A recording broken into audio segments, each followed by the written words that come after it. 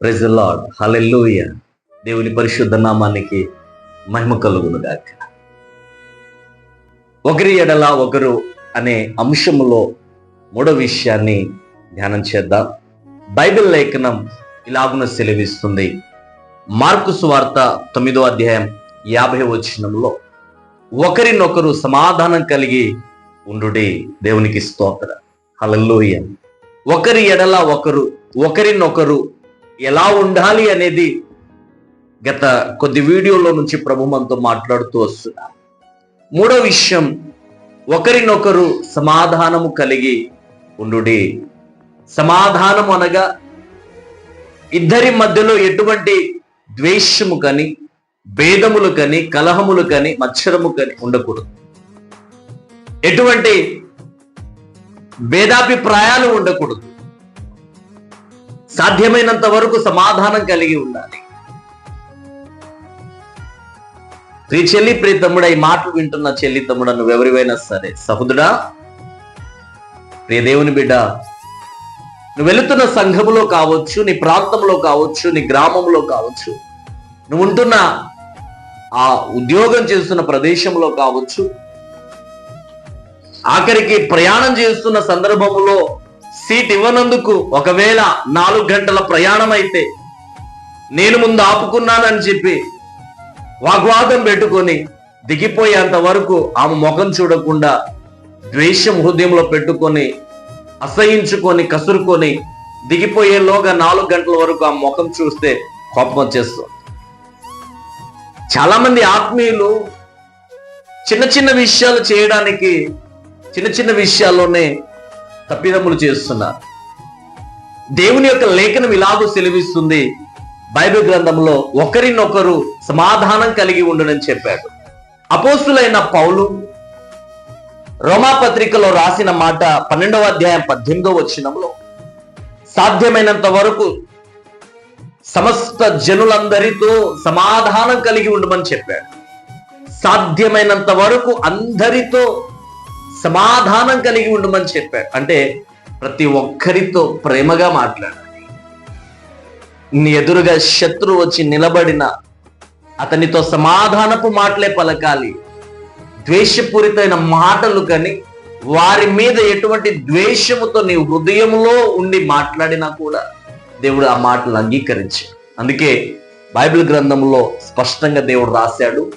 మత్తయి సువార్త 5వ అధ్యాయం 23, 24 వచనంలో, నీవు దేవుని సన్నిధికి వచ్చి బలి అర్పించుచుండగా నీ హృదయములో ఎవరి మీదైనా ద్వేషం ఉంటే, కోపం ఉంటే, మొదట నీ బలిని అర్పించడం ఆపివేసి మొదట వెళ్ళి సమాధాన పడి తదుపరి వచ్చి నాకు అర్పణ అర్పించు.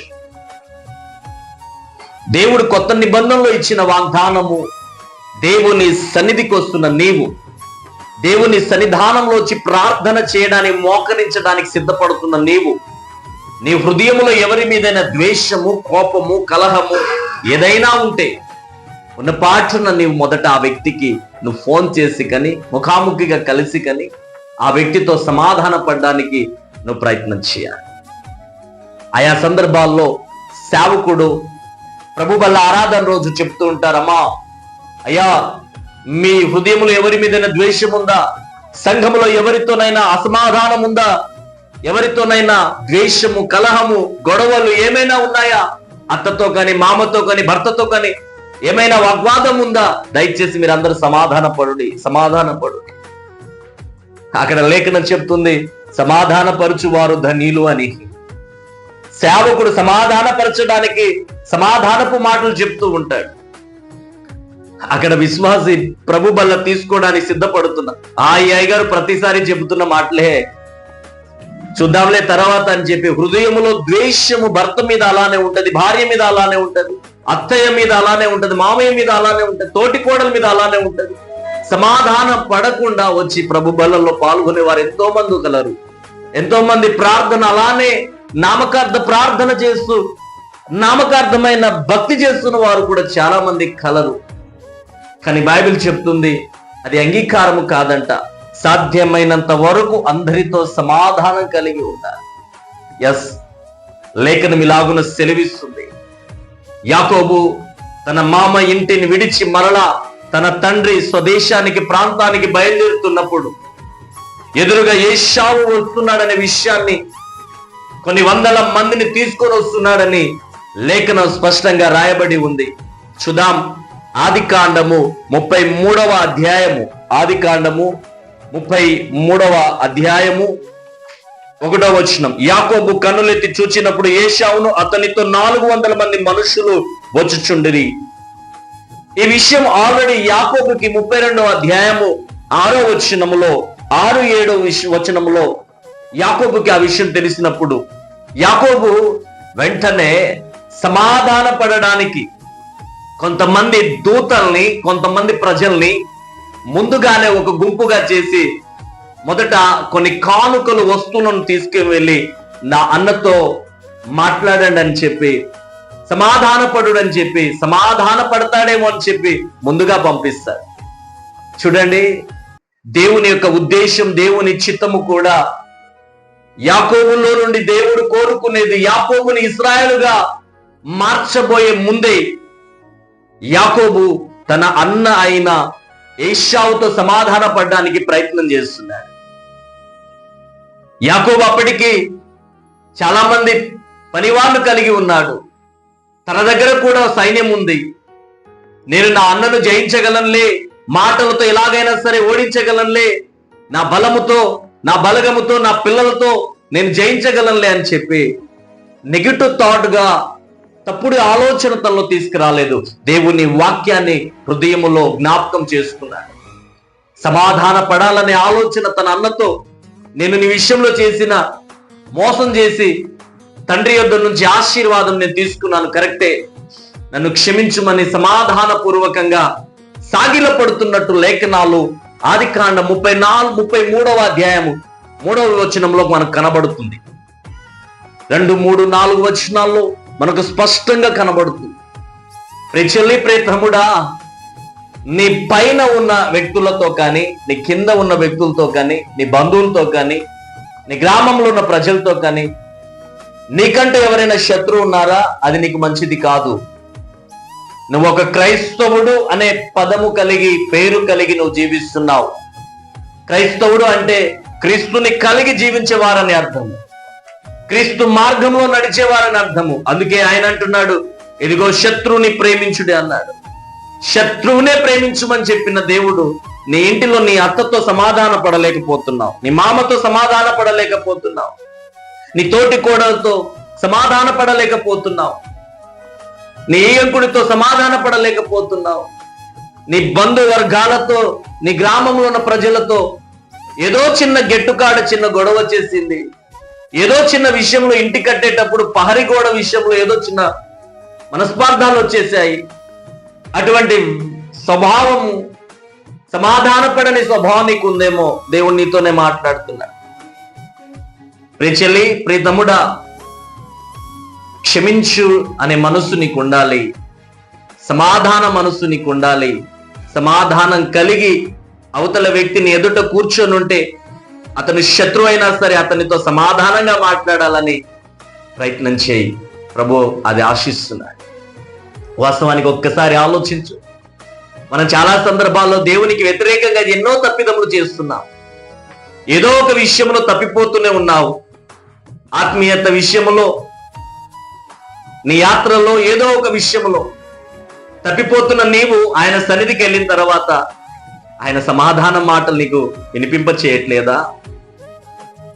ఆయనే కఠిన మనసు కలిగి ఉంటే ఆయన సన్నిధిలో ఆయనతో ఆనందించగలిగేదానివా? ఒక్కసారి ఆలోచించు. సమాధానపు మాటలు, సమాధానము కలిగి జీవించుడి. సాధ్యమైనంత వరకు ప్రతి ఒక్కరితో సమాధానం కలిగి ఉండాలంట. బైబిల్ లేఖనం ఇలాగో సెలవిస్తుంది. మార్కు సువార్త 9వ అధ్యాయం 50 వచనంలో, ఆ 49-50 వచనాల్లో ఉప్పుని గురించి వివరణ ఉంటుంది. ఈరోజు మనం తినే ఆహార పదార్థములో అన్ని కలిసే ఒక కూర ఏదైనా ఉందా అంటే తయారు చేయబడే సాంబార్ విషయంలో ఎంతో మంది ఇష్టపడే చక్కటి ఆహార పదార్థము సాంబార్లో అన్ని వేస్తారు. ప్రతి కూరగాయలు వేయడానికి ఇష్టపడతారు, అన్ని వేయడానికి ఇష్టపడతారు. తగిన కారము కని, తగిన పసుపు కని, అందులో వేయాల్సిన తాలింపు గింజలు కని అన్ని కలిపేస్తారు. చక్కగా దాన్ని ఉడకబెడతారు, చక్కగా వండుతారు. కానీ అందులో ఉప్పు వేయకపోతే అందులో ఎంత విలువైనవి, ఎంత ఖరీదైన వస్తువులు, అందులో ఆహార పదార్థాలు వేసిన, ఆకుకూరలు వేసిన ఆ సాంబార్కి విలువ ఉండదు. ఆ సాంబార్కి ఎప్పుడైతే వాల్యుబుల్ ఉంటుందంటే, శ్రేష్టమైన ఉప్పు అందులో పడినప్పుడు, రుచికరమైన ఉప్పు అందులో పడినప్పుడు, అప్పుడు ఆ సాంబార్కి అందరూ ఇష్టపడతారు, దాన్ని ఎంతగానో పొగుడుతారు. నీ గ్రామంలో, నీ మందిరములో, నీ ప్రాంతములో, నువ్వు చేస్తున్న డ్యూటీలో, నువ్వెక్కడైనా సరే, ఏ ప్రదేశంలో ఉన్నా, సాధ్యమైనంత వరకు ఇద్దరు గొడవ పడుతూ ఉంటే వారి మధ్యలో సమాధానపరచు. నీవును సమాధానం కలిగి ఉండు. సమాధానం కలిగి ఉండడానికి ప్రయత్నం చేయి. దేవుడు అటువంటి వారిని ఇష్టపడతాడు. సమాధానపరచు వారు ధన్యులు అని ఆయన అంటున్నారు. మరి సమాధానపరచు వారును, సమాధానపరచు వారే ధన్యులు అని రాశాడంటే ఒకసారి చూద్దాం. మత్తయి సువార్త 5వ అధ్యాయము 9వ వచనం. సమాధానపరచు వారు ధన్యులు, వారు దేవుని కుమారులు అనబడుదురు. దేవునికి స్తోత్రం. సమాధానపరచు వారే దేవుని కుమారులైతే, శత్రుని సైతం ప్రేమించి అతనితో సమాధానంగా మాట్లాడుతున్న నీవు ఇంకేం కావాలి? ఆయన ప్రియ కుమారుడు అవుతావు. దేవునికి ఇస్తాం. Praise God.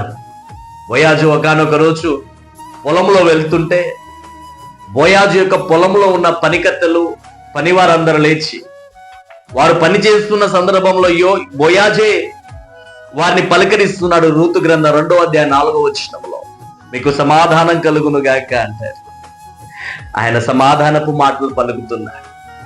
వాస్తవానికి ఆ బోయాజు పొలంలో వచ్చిన పనికత్తెలు ఎవరైనా సరే, పురుషులు కానీ స్త్రీలు కానీ, ఈ బోయాజు ధనవంతుడే, బాగా ఎదిగిపోయాడు, బాగా ఉన్నతమైన స్థాయికి వెళ్ళిపోయాడు, దేవుడు ఇతన్ని బాగా ఆశీర్వదించేశాడని ఎవరో ఒకరు ఖచ్చితంగా వారి హృదయంలో ఏదో ఒక ద్వేషం అనేది పెట్టుకొని ఉండొచ్చాము.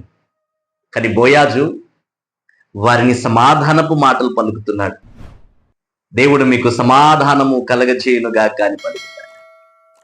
నువ్వెక్కడున్నా, ఏ ప్రదేశంలో ఉన్నా సమాధానపరచు, అందరితో సమాధానం కలిగి జీవించు. అటువంటి వారిని దేవుడు ఆశీర్వదించబోతున్నాడు. అటువంటి వారిని పట్ల దేవుడు కృప చూపబోతున్నాడు.